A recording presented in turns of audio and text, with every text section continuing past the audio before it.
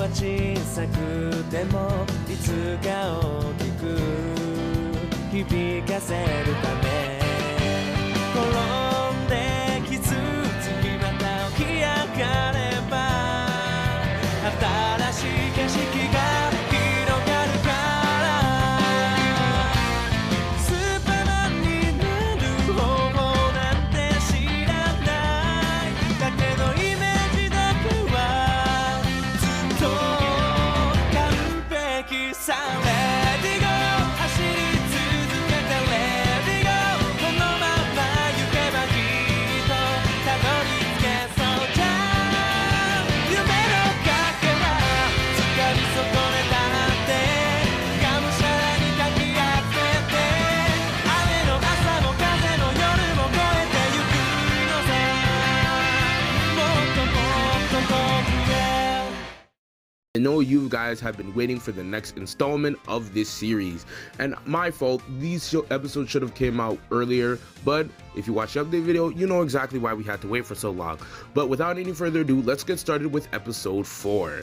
It's been a couple of weeks since Ash has fought Brassius, Quillian got his landslide victory over Nemona, Go's battle with the Stony Cliff Titan, and Koharu's confrontation with Team Star. Throughout that entire orchestration, he noticed that each one of his students can get very overconfident, and that's what he's going to be teaching them throughout this week.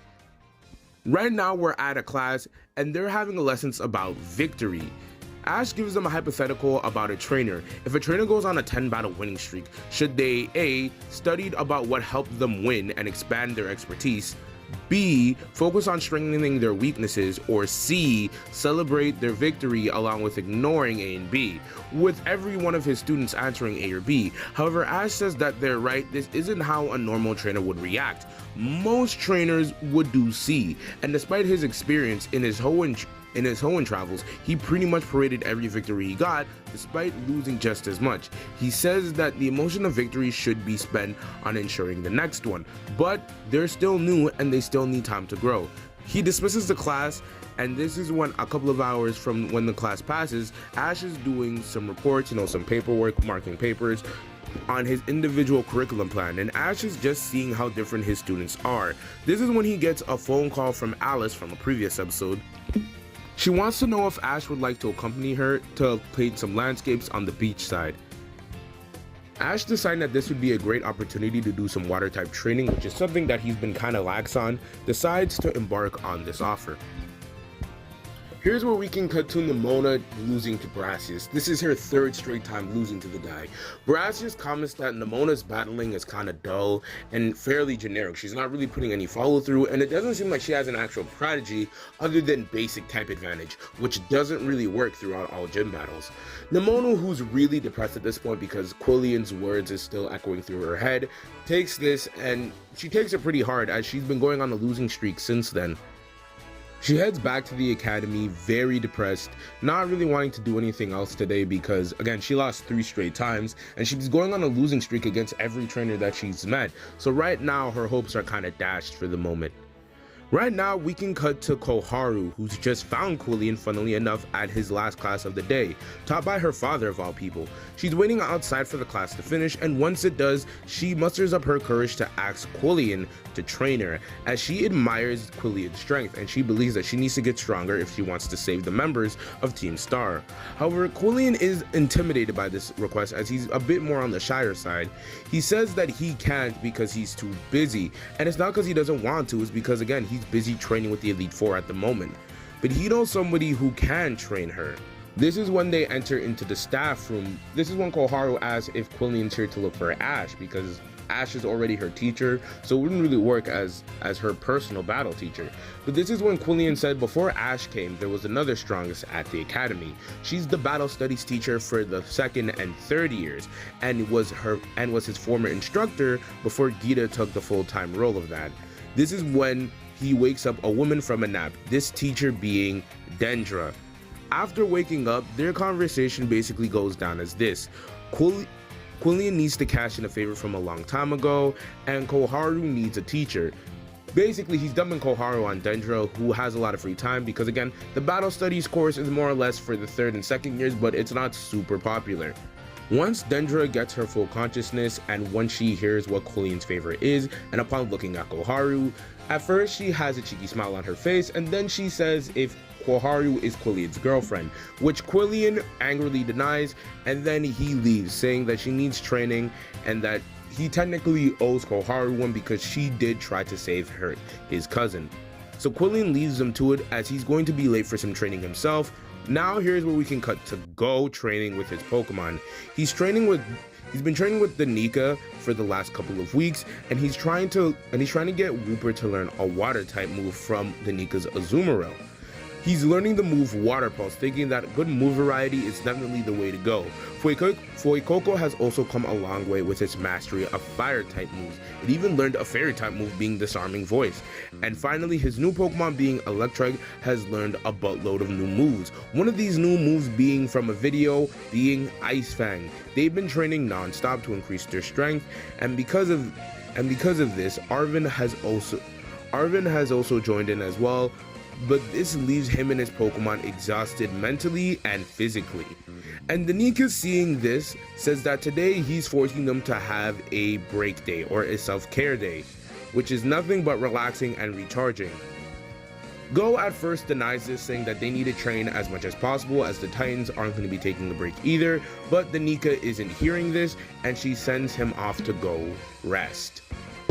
Here's where we can go back to Nemona as she's in the cafeteria, not really eating her food. Neither is her Pokemon, as they all kind of share the same depressed state. This is when a girl named Penny joins her, asking what's the matter, as Penny's not really that social, but she knows Nemona, so she thought that she would try and help cheer her up. This is when Nemona says that she's been put on a losing streak and she has no way of how to get back.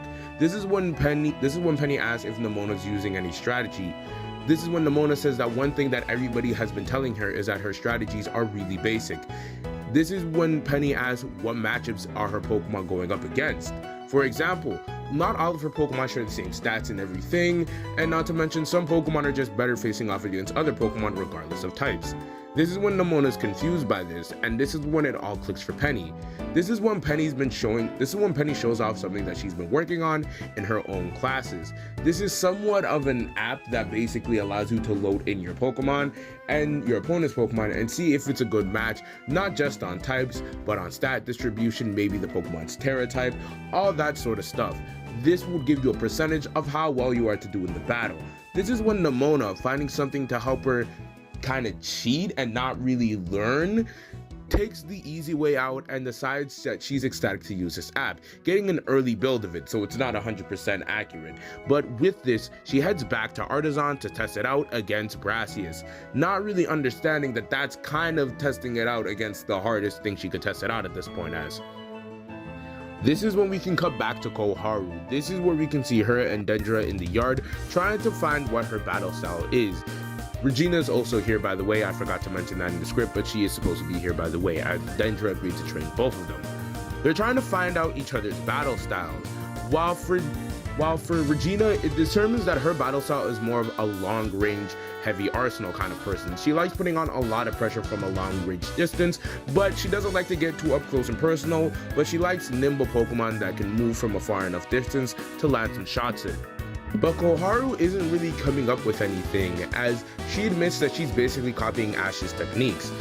This is why her Pokemon aren't really vibing with the moves, because Koharu doesn't really believe in it, so nothing turns up. This is when Dendra asks about Ash, as this is the first that she's heard about him. This is when Koharu talks about how strong Ash is, talking about even with his new Pokemon, he beat all three of them with ease. Not to mention, Ash already has 2 gym badges and did really well in both. And this gets Dendra really excited, as this is the first she's heard of such a strong trainer being in Paldea, as Dendra is actually a champion ranked trainer. This meaning that she's around the same level as Gita and the Elite Four. This gets her really excited to fight somebody among that level. But before all that can happen, Dendra gets Koharu and Regina and their Pokemon to do some drills, just overall gaining more strength. This is where we can cut to. We're cutting to Go, as Go is doing most of what you would do on a self-care day. He's just doing some cooking with his mons, having a fun time. They're trying to make some pasta, but they keep messing it up, but they're having a fun time. After the mess up of the pasta and after they clean it up, they decide to actually go get some ramen after taking a bit of a bath. Now we can cut to what Ash is finally doing. Ash has finally made it to the beach along with Alice, and he releases his Pokemon to start doing some training. He wants to understand Smolive's battle style, while his water-type Pokemon can pretty much train themselves by doing some water drills. But before they start their training, Ash wants to get some shaved ice from a shady-looking stand, but as clockwork, Team Rocket reveal themselves and their scheme, a net catching Ash's Wattrel, Cyclizar, and his Charcadet, along with Alice's Trapinch. However, Smolive shows how aggressive it can be. While Ash's water-type Pokemon are still far out as they're still doing some high-intense water-type training so they don't hurt anybody, we can see that Smolive is using its powerful Razor Leaf along with Pikachu's Thunderbolt after the Razor Leaf allows Pikachu to escape, and Team Rocket ends up blasting off again. But after this, Ash can start doing some solo training with his old Pokemon that have just returned after hearing the noise. This is where I have to break into the video again. So, to explain why Ash can carry more than like 6 Pokemon with him, he can only have 6 Pokemon active. This is when the Pokeballs can be like shrunken from big to small, but similar to BW where the Pokeball will glow red, he can technically carry up to 12. So that's what he's doing. He's just having some Pokemon being inactive and some Pokeball being registered as active. That's how it's kind of working. But anyways, during the training, Cyclizar and Wattrel are trying to do a training match, but they keep getting interrupted by a Finizen each and every time. Cyclizar and Wattrel go back to Ash for some help, however, and Ash has a conversation with the Finizen. It basically goes down as this. Ash basically understands that Finizen really wants a good fight, so Ash obliges this and Ash sends out Wattrel. It's a pretty dynamic fight between 2 Pokemon. Wattrel's speedy nature does end up being Finizen's undoing, but Finizen has a lot of beefy defense for being such a light Pokemon, and it hits really hard, which is really cool to Ash. After the battle is pretty close, but Ash does end up coming with the victory, but he throws a Pokeball saying that it would be a waste to not catch this Pokemon. This is when he finally makes his capture of Finizen. A couple of time passes, but this is when Koharu and Dendra finally show up on Miraidon, with Dendra saying that she's never seen a Cyclizar-like Pokemon go so fast. Right now we can cut to Brassius' third battle with Nemona. After Nemona's using the app, figuring out what Pokemon are best to go against Brassius Pokemon, she finally gets the victory against Brassius, and now she sees battling in a new light. Basically, take any advantage that you can get. This is when we can cut to go really quickly, as him and his team has finally gotten their ramen, and it looks like he can finally call his team his friends, and they start to laugh. This is when he says that he's going to give the Titans a run for their money, as they're not going to take their training twice as more seriously. Now we can go back to the beach, but it's nighttime. Dendra has just challenged Ash to a battle. She says that being the battle studies professor is a title that needs to be earned, and Ash, who now understands why she challenged him, accepts the challenge, and he wants to go with Cyclizar. But Smolive, after a long day of training, asks Ash for a chance, which Ash thinking about this for a minute, decides to trust her and sends out Smolive. And Dendra, who's psyched for a new battle, sends out Taurus. Ash at first is amazed at the Paldean Taurus. It's all black. He's never really seen a Taurus like this, and he actually scans it in the Pokedex, seeing its different dex entry. But Ash says that him and Smolive can definitely come out on top here. The battle begins and Dendra opens up with Aqua Jet. This gives Smolive a hard time trying to gain some difference between it and Tauros. But Ash comes up with an idea to use the move Mega Drain to gain some strength back. Then they go on the offensive with a powerful and relentless swift attack. Dendra, who isn't one to give up, uses the move Raging Bull, and Ash responds with a tackle attack. There's a bit of a clash here as Dendra comments on how she loves the spunk that Ash and Smolive has, and Ash thanks her, saying that he and Smolive are a great match, and Ash thinks that it's time to end the battle, and he uses a super effective Razor Leaf with relentless energy. This pushes Tauros to the limit and pushes it all the way back, but this is when the ability Anger Point activates, and due to the amount of critical hits that Razor Leaf has caused, Tauros attacks It raises Tauros's attack to a high level, and with one close combat, Smoliv tries to use Mega Drain. However, the counter was fruitless as she gets knocked out. Dendra starts getting cocky, but she gets interrupted by Ash comforting Smoliv, saying that she did amazing for its first true battle, and Dendra realizing that she almost lost her rookie, as this is when we can see that Tauros actually did a lot more. Tauros took a lot more damage than she thought, and that Ash almost beat her with a rookie level Pokemon. She finally realizes that this Ash kid could be what the Academy needs. When Ash finally gets back to the Academy at night after healing up all his Pokemon, he learns that Go has been running himself ragged to get stronger, and Koharu felt like she needed extra training. Along with Nemona's recent losing streak, he decides to team up with Dendra to help both the second, third, and first years all reach their true potential. A bit later in his dorm room, he already has his midterm exam thought up. This is when he calls one of his old training buddies. This is when it's revealed to be Freed, who says that he and some of the kids that he's held up with will be meeting in a couple of weeks on the North Island in Casaroya. This is when we can cut to the Brave Asagi, with Freed announcing that Liko, Roya, and Dot are on their way to Paldea to train with one of Freed's old friends. This is when we can end the episode. This was a much shorter episode than the first three, and honestly, this is probably going to be what episodes are going to be like now, where they're not going to be overly long and like 23 minutes, because the only reason why those episodes were 23 minutes is because they were to start and we had to establish a lot of things, and a lot of important battles happened here. But this is more of like what a standard episode will be like. So with all that being said, thanks for watching. Like, subscribe, and share. And with all that being said, Samurai out.